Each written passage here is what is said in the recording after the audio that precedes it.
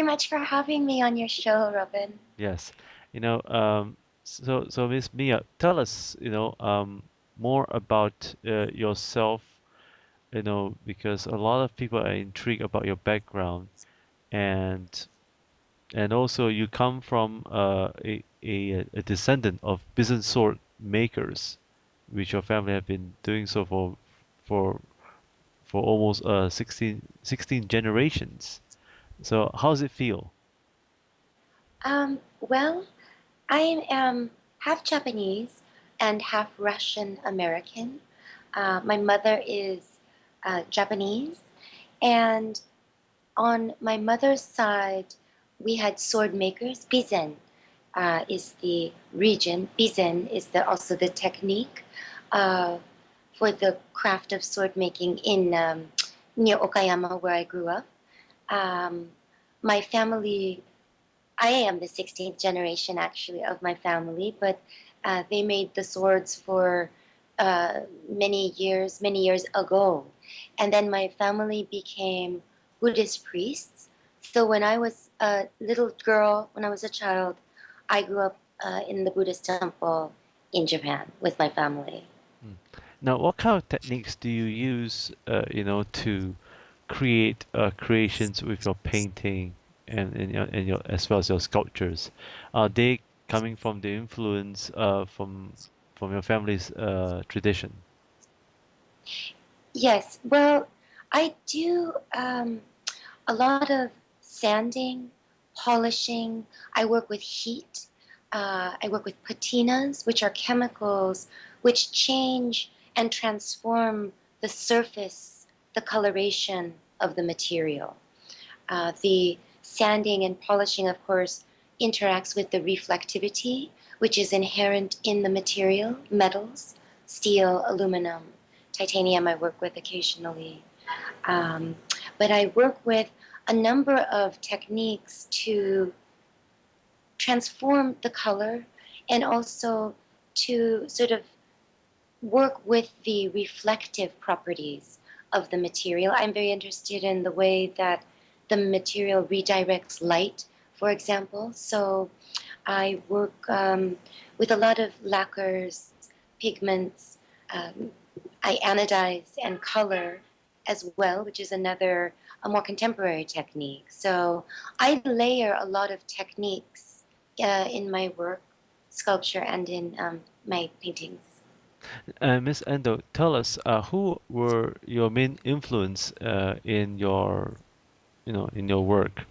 Were there any other uh, artists that you look up to, or maybe your mentor that has captivate your creative outlook? I really look up to and revere the artists that have been in the tradition um, or in art history, my predecessors, as well as my peers. Um, I draw a lot of influence from outside of the art world. My mother is a practitioner and teacher of tea ceremony in Japan.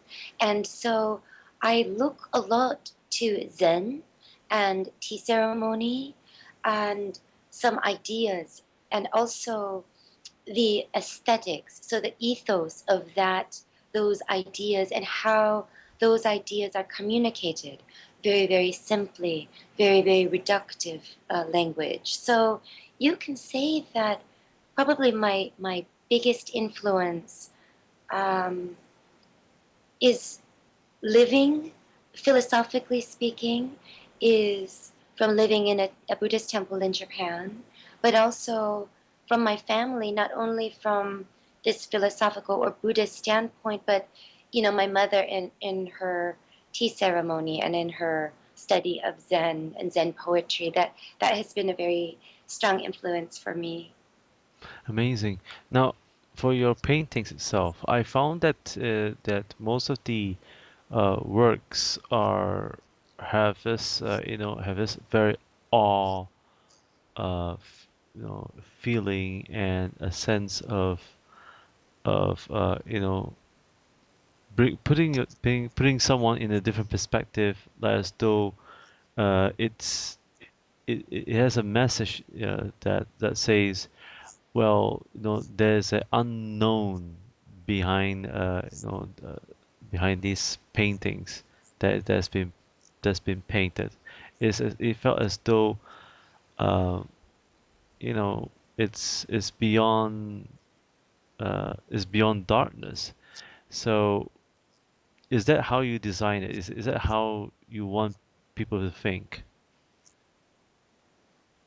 I like the way you describe the works very well, Robin.